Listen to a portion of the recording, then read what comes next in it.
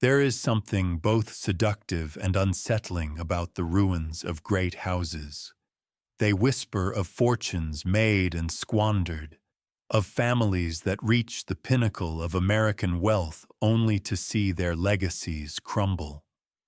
To understand the dark story of the Vanderbilt mansions that America abandoned, one must begin with the family that embodied the Gilded Age. Cornelius Commodore Vanderbilt, a hard-driving ferryman, transformed his shipping empire into a railroad dynasty and amassed a fortune that dwarfed the national treasury. When he died in 1877, his estate was said to be worth $100 million, an unimaginable sum for the era. He charged his heirs to keep the fortune intact and build a dynasty to rival Europe's nobility. They took that mandate literally. Within a generation, his children and grandchildren erected palaces along Manhattan's Fifth Avenue and in fashionable resort towns, houses that made Versailles blush.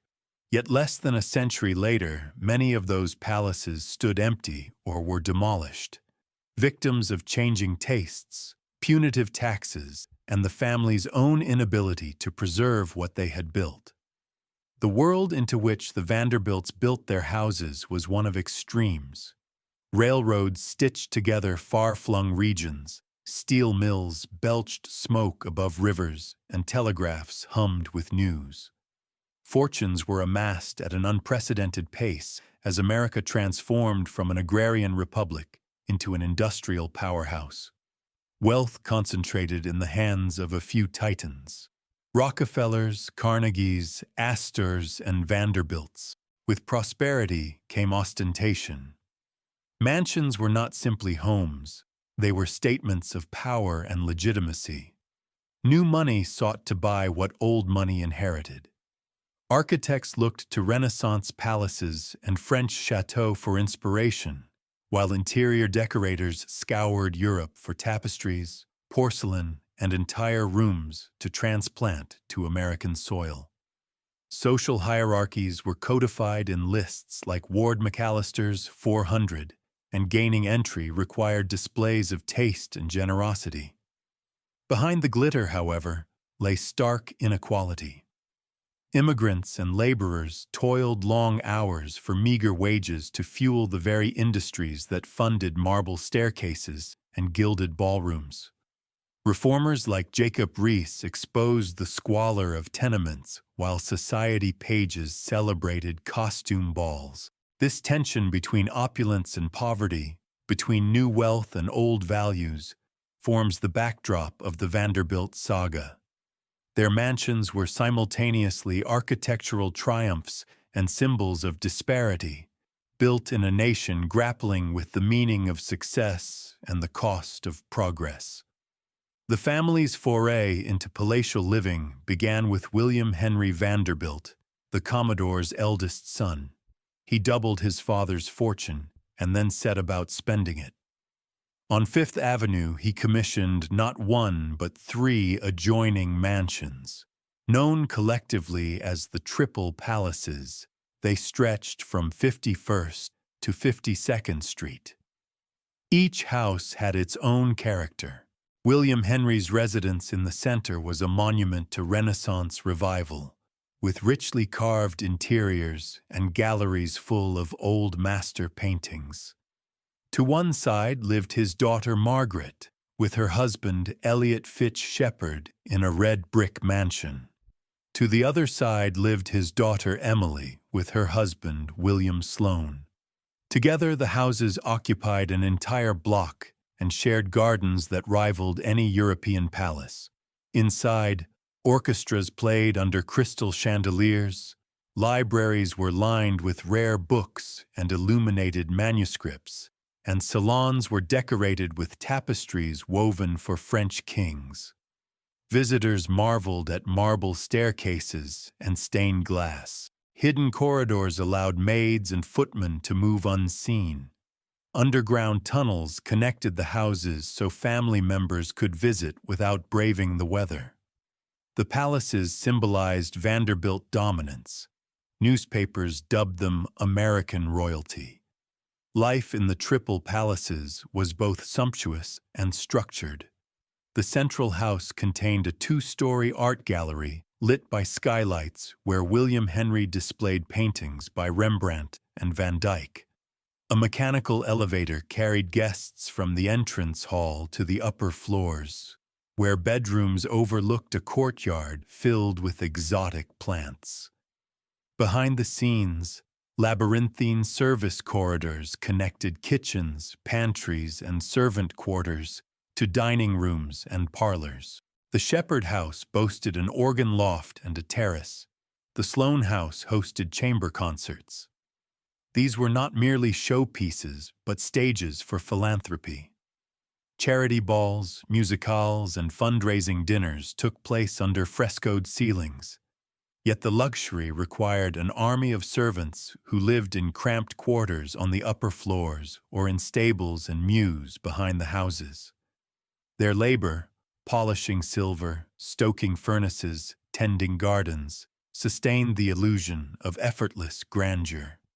Even as the paint dried on the Triple Palaces, the seeds of dissolution were present. Coal furnaces roared day and night to heat cavernous rooms. Servants' wages and upkeep costs mounted. After William Henry's death in 1885, his heirs found the houses burdensome. By the 1920s, real estate values on Fifth Avenue had skyrocketed, and commercial towers offered far greater income than private mansions.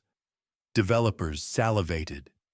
In a matter of years, the Triple Palaces were sold, their interiors auctioned off, and the houses demolished to make way for office buildings. New Yorkers were shocked. If the richest family in America could not keep its houses, what hope did anyone else have? The destruction signaled that even dynasties were fleeting. Another early Vanderbilt mansion was the Petite chateau at 660 Fifth Avenue. Built for William Kissam Vanderbilt and his formidable wife Alva in the late 1870s, it was a French Renaissance masterpiece designed by Richard Morris Hunt. Its limestone facade bristled with turrets, mansard roofs, and sculpted figures. Inside, artisans carved gilded woodwork and installed marble fireplaces. Alva decorated the ballroom with mirrors and gilded panels and filled the salon with Flemish tapestries and Sèvres porcelain. She meant the house to be a throne from which she would command New York society. In March 1883, she hosted a costumed ball that became the talk of the century. More than 1,000 guests attended, spending fortunes on elaborate gowns and suits of armor. Electric lights hidden among orchids cast a magical glow. Alva dressed as a Venetian princess with a train carried by a page.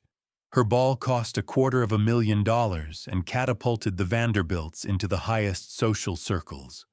The old guard was scandalized but powerless. The press was enthralled. Alva's triumph cemented her as a social strategist, but her marriage to William was unhappy.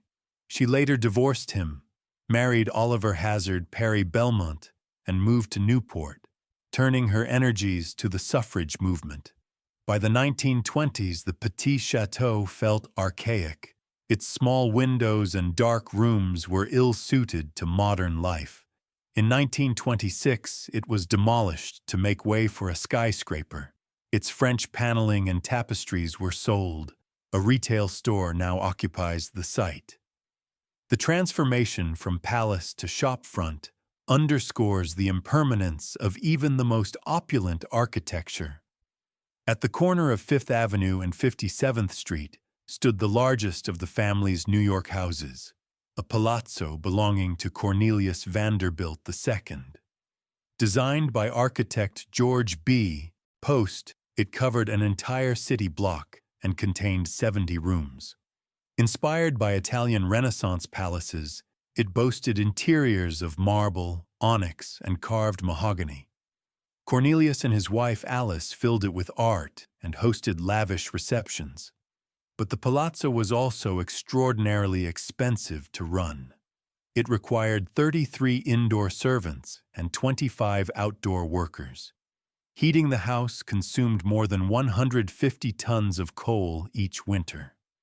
Property taxes climbed to $83,000 a year by the mid-1920s. The economic logic of Fifth Avenue changed. Commercial towers promised far greater returns. Alice sold the palazzo in 1926, and it was demolished. The fate of the Vanderbilt palazzo demonstrated how quickly fortunes turned and how little sentimentality developers had for architectural masterpieces.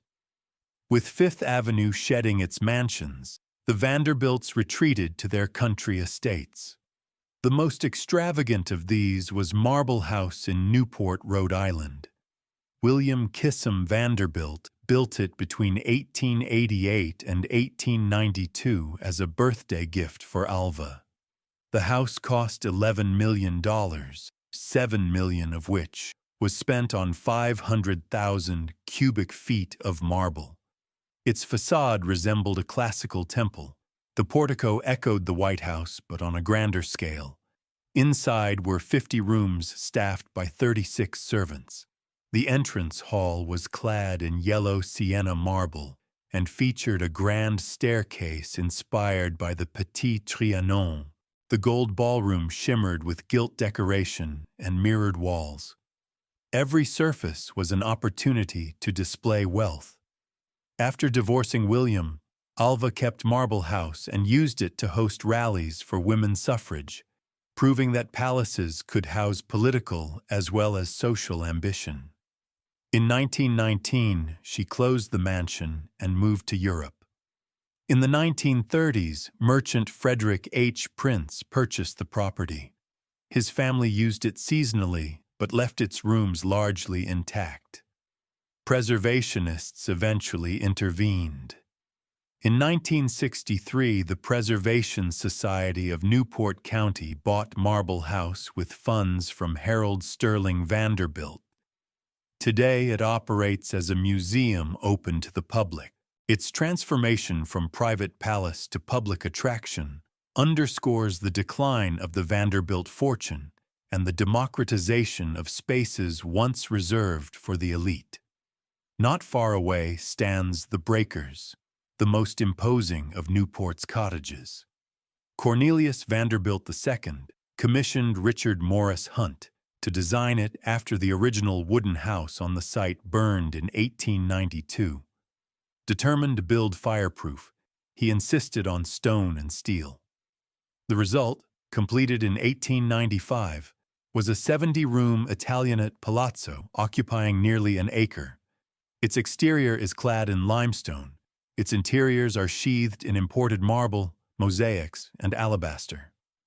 The Great Hall rises 2 stories with arched windows and a carved fireplace. The dining room glows with Italian marble pillars and a ceiling painted with bacchanalian scenes. The morning room glitters with gilded panels and crystal sconces.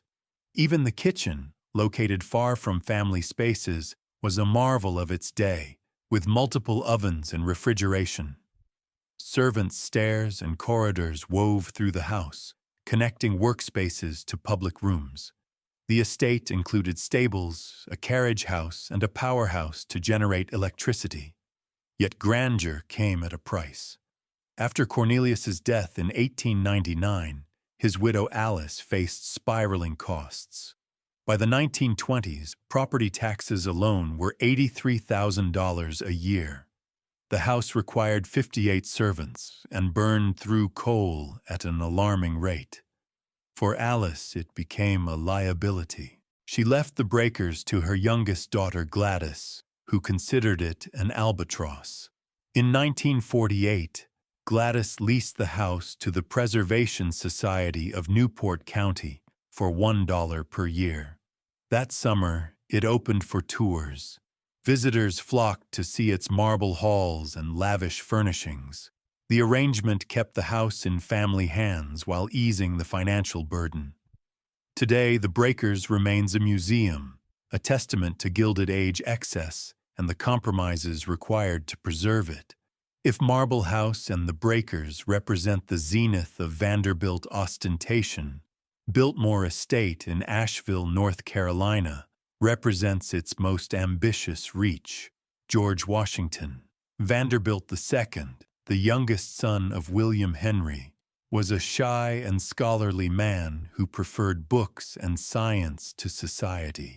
In 1888, he accompanied his mother to Asheville and fell in love with the mist-shrouded Blue Ridge Mountains. He envisioned a retreat that would harmonize art, architecture, and nature. To realize his dream, he hired Richard Morris Hunt and landscape architect Frederick Law Olmsted. Vanderbilt purchased more than 125,000 acres, an expanse larger than some European principalities.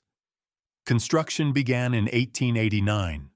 A temporary rail line brought limestone from Indiana, marble from Italy, and exotic woods from South America. More than 1,000 workers lived in a village built just for the project. Olmsted laid out terraced gardens, meadows, and an artificial lagoon, planting millions of trees to restore abused farmland. Hunt designed a 4-story chateau in the French Renaissance style, with steep roofs, turrets, and sculpted ornamentation. When Biltmore opened on Christmas Eve 1895, guests were astonished. The house contained 250 rooms spread over 4 acres of floor space. There were 35 bedrooms, 43 bathrooms, and 65 fireplaces. The banquet hall rose 7 stories and housed a pipe organ. The library held more than 10,000 volumes, and a secret passage behind the fireplace led to George's private quarters. An indoor swimming pool, bowling alley, and gymnasium occupied the basement. A glass-roofed winter garden brought sunlight into the center of the house, while a veranda offered panoramic mountain views. Electric lighting, elevators, refrigeration, and a forced air heating system made Biltmore technologically advanced. Outside, Olmsted's gardens encompassed 75 acres of roses, azaleas, and tranquil pools. The estate functioned like a self-sufficient town with dairies, workshops, a railroad spur, and housing for hundreds of employees. For all its splendor, Biltmore drained George's resources. The $5 million construction cost consumed nearly his entire inheritance. Maintaining the estate required hundreds of employees: butlers, cooks, gardeners, foresters, dairymen, and grooms. George invested in scientific farming and established a dairy whose products were sold throughout the region.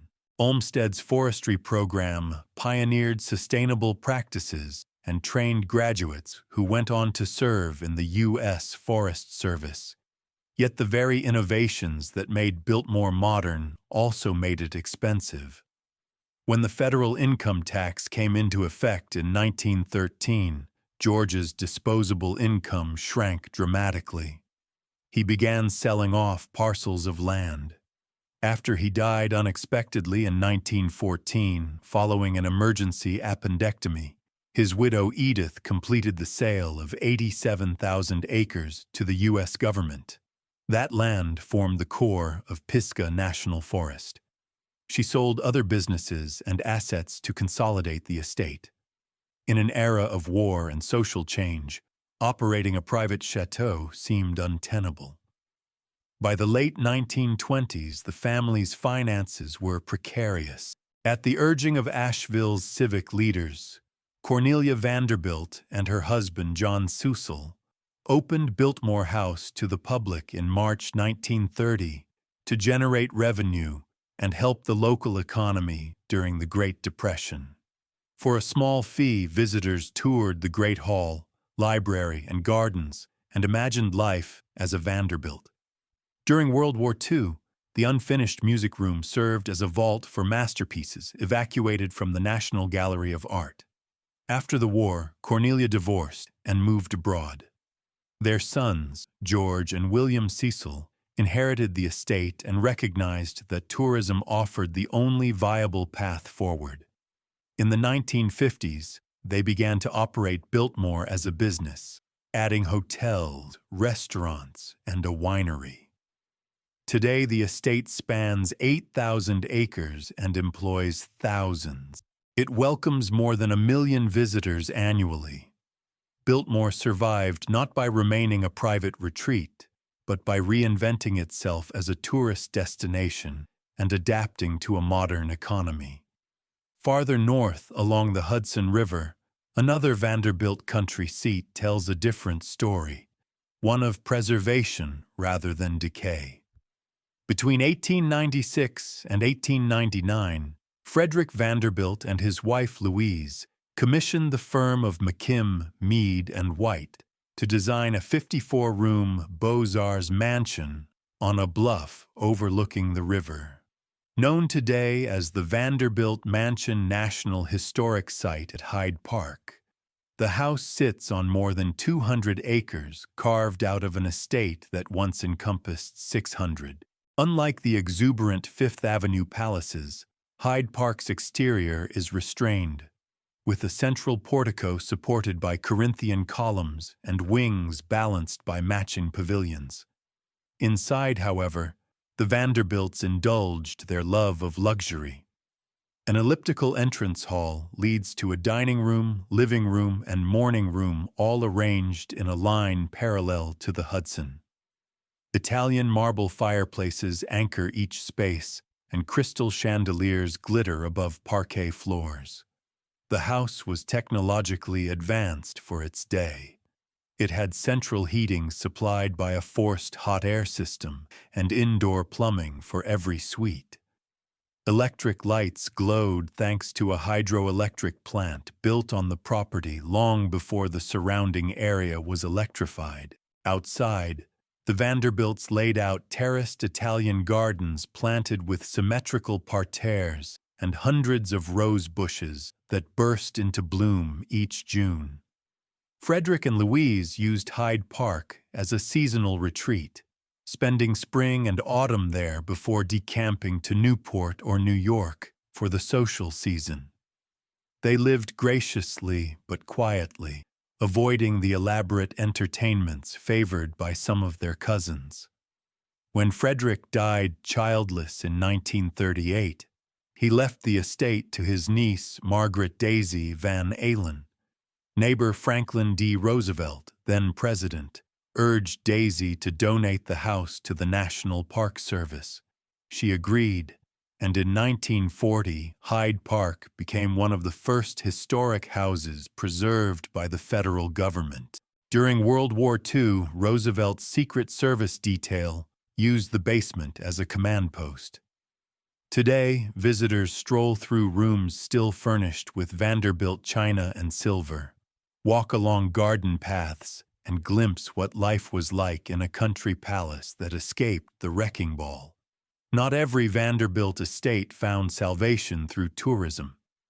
Consider Elm Court in the Berkshire Hills of Massachusetts, a property so vast that it once required maps to navigate.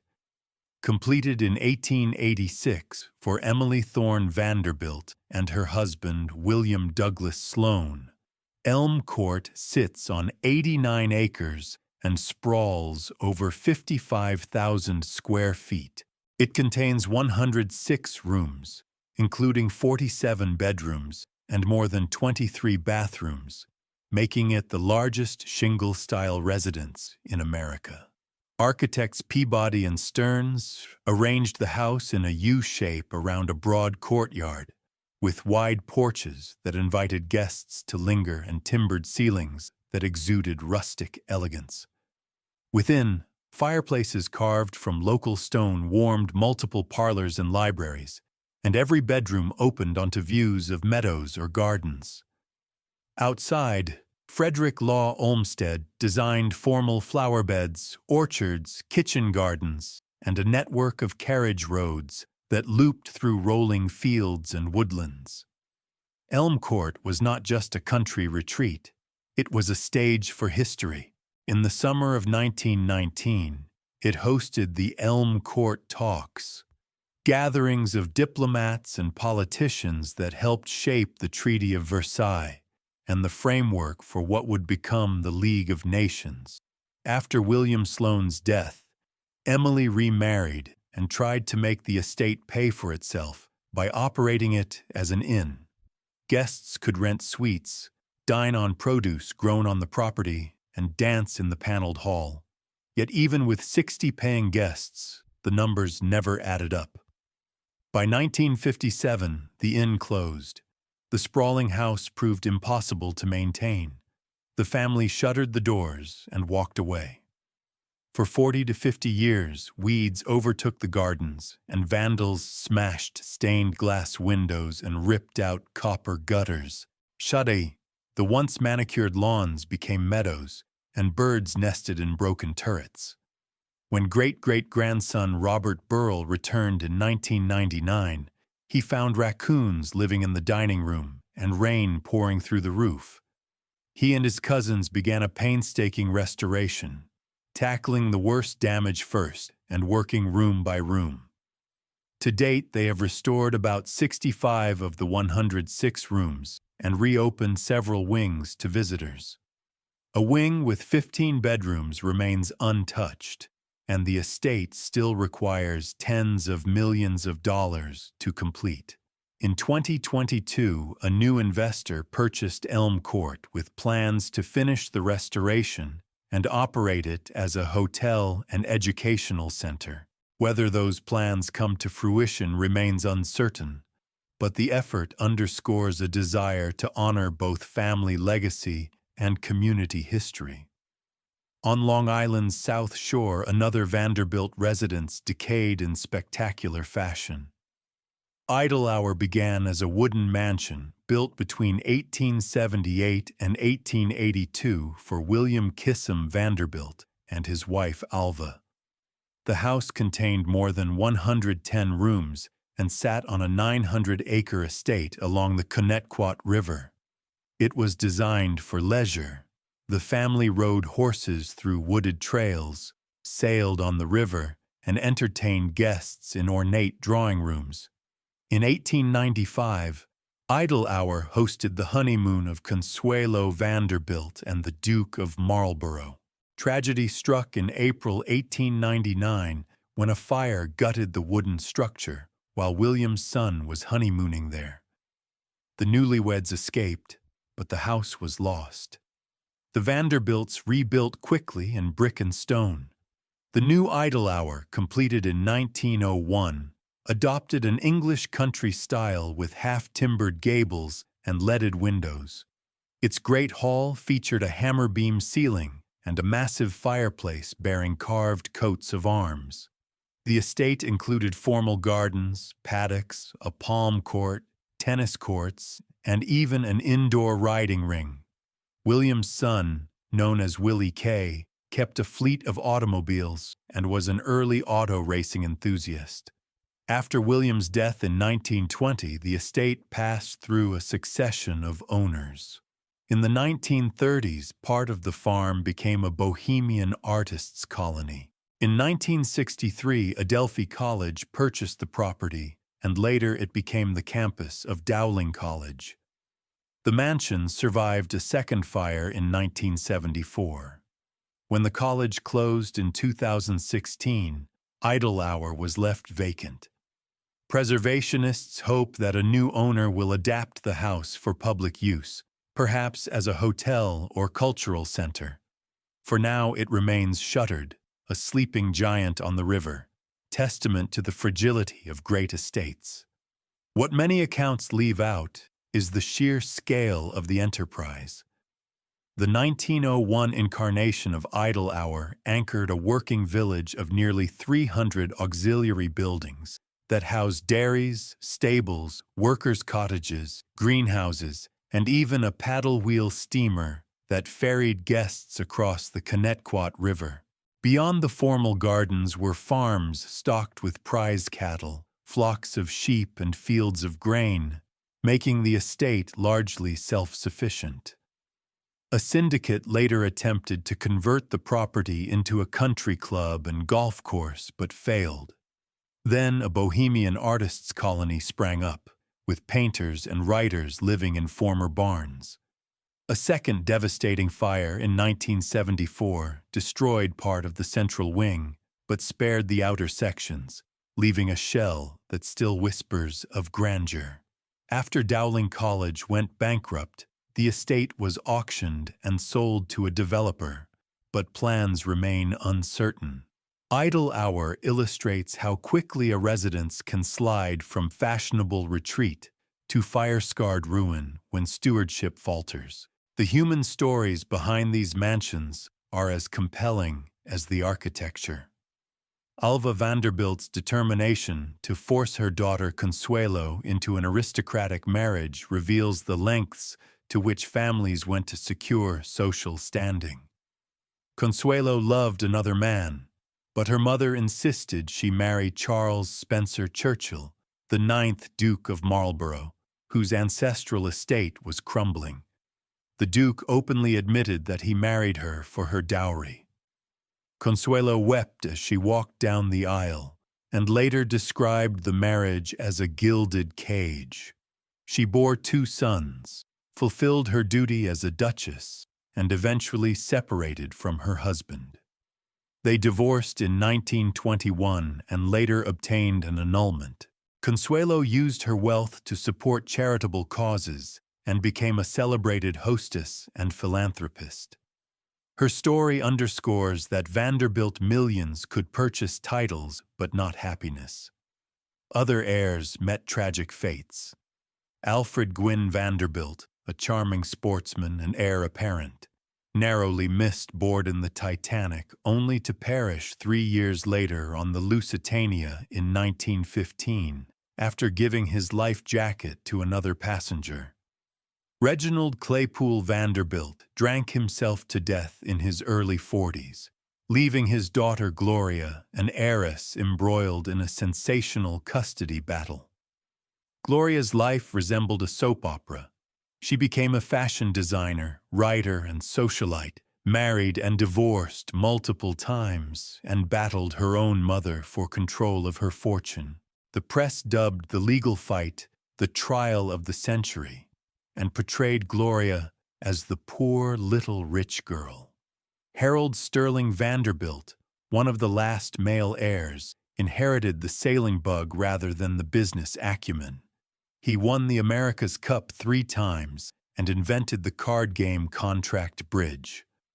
By the mid-20th century, the Vanderbilt family's involvement in the New York Central Railroad was over, ended by a hostile takeover. Without the rail empire, and with many descendants drawing on the trust, the fortune dissipated.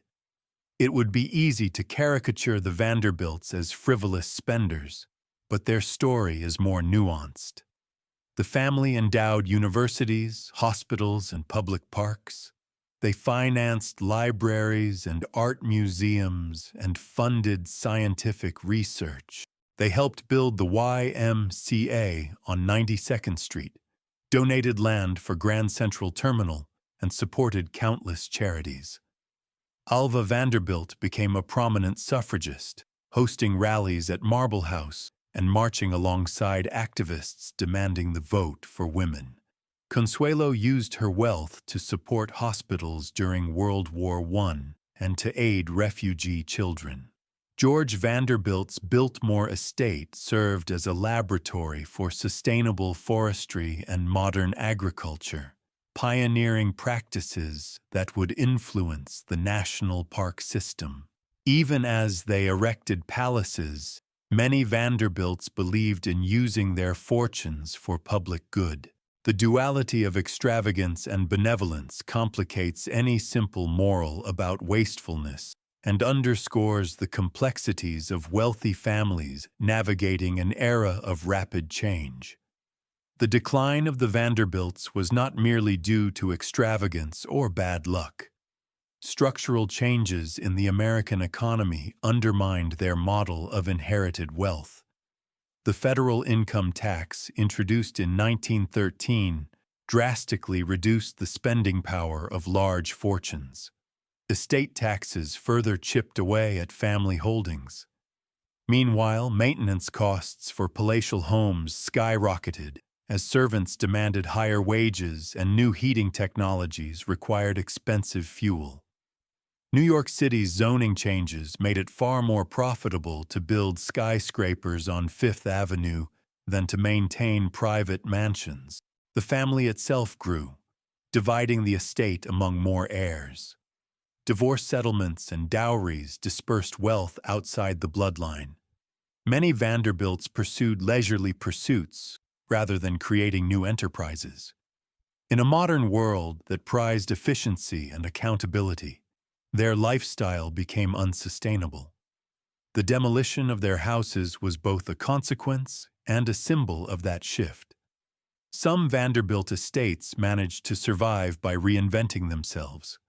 Woodlea, the Italian Renaissance Revival mansion built between 1892 and 1895 for Margaret Louisa Vanderbilt Shepherd and her husband Elliot Fitch Shepherd, occupies a commanding site overlooking the Hudson River.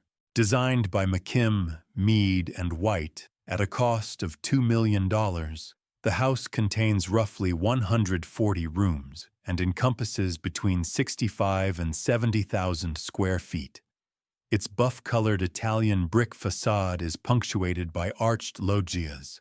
Inside are coffered ceilings, carved marble fireplaces, and a grand staircase illuminated by leaded glass windows.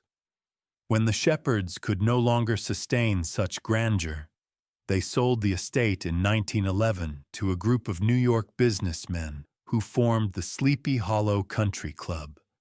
The house's ballrooms and parlors became dining rooms and lounges. Stables were converted into locker rooms. Today, the club's 338 acres support a 27-hole golf course, tennis courts, and equestrian facilities, and the former Vanderbilt mansion hosts weddings and community events, while preserving its architectural integrity. In Vermont, Lila Vanderbilt Webb and her husband William Seward Webb assembled dozens of working farms along Lake Champlain between 1886 and 1905, creating an estate they called Shelburne Farms.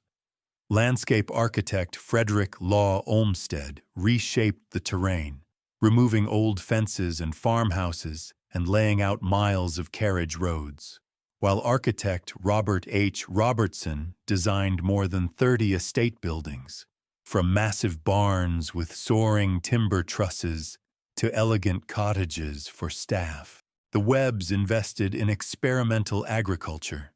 They bred Hackney horses, raised brown Swiss cattle for dairy products, cultivated pigs and poultry, and tended extensive vegetable gardens and greenhouses.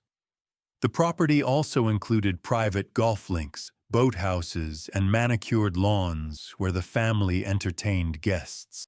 After Lila's death in 1936, the farm struggled. Portions were sold off, and the once bustling barns fell silent. In 1972, fourth-generation Webb siblings created a non-profit to steward the remaining acreage. They opened the historic inn to paying guests, established an environmental education program, and began producing artisanal cheeses and meats. Today, Shelburne Farms serves as a living laboratory for sustainable agriculture, welcoming visitors to tour its barns, stay in the family's former home, and learn about land stewardship. The transformation from Gilded Retreat to Working Farm and Education Center demonstrates how a Vanderbilt legacy can adapt to contemporary values. Alfred Vanderbilt's rustic Great Camp Sagamore in the Adirondacks offers yet another model of reinvention. The camp began as a modest wilderness retreat built by entrepreneur William West Durant between 1895 and 1897. He constructed a cluster of log buildings on a private lake, including a dining hall, guest cabins, and a bowling alley, connected by covered walkways. Financial woes forced Durant to sell, and in 1901 Alfred Gwynne Vanderbilt purchased the camp. Over the next decade, he transformed it into a wilderness resort for friends and family, adding new guest facilities such as the wigwam, the playhouse, and a hunting camp. He installed a hydroelectric plant and a private telephone system, expanded the dining hall and kitchen, and stocked the lake with trout. After Alfred's death aboard the Lusitania in 1915, his widow Margaret Emerson kept the camp, building additional cottages and gazebos and hosting summer parties that mixed rustic charm with metropolitan sophistication. In 1954, she donated the property to Syracuse University, which used it as a conference center. By the 1970s, the buildings needed major repairs, and there were proposals to auction them off or flood the valley for a reservoir. Preservationists intervened, raising funds and negotiating with the state to save Sagamore.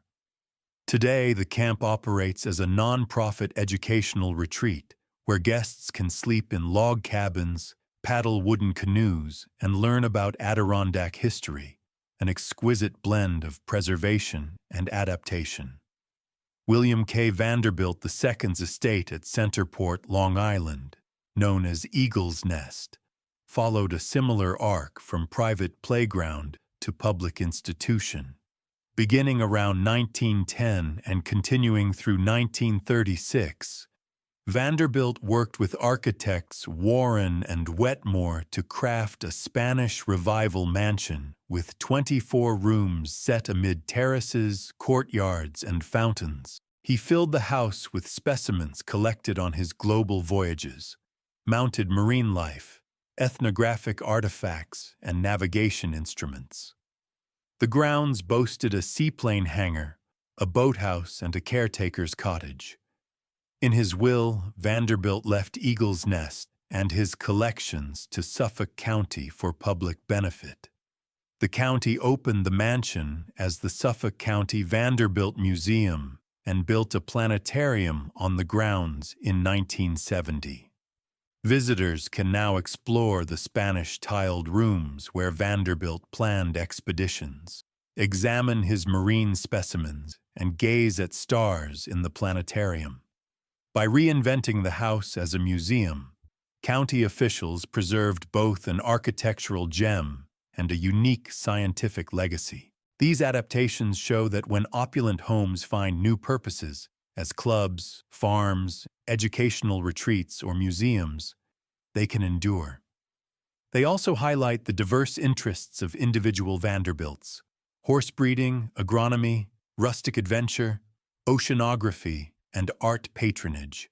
Such reinventions stand as counterpoints to the many estates that vanished and suggest that the truest legacy of the Vanderbilt mansions lies not in marble and gold, but in the ability of their descendants and communities to find new meaning in old stone.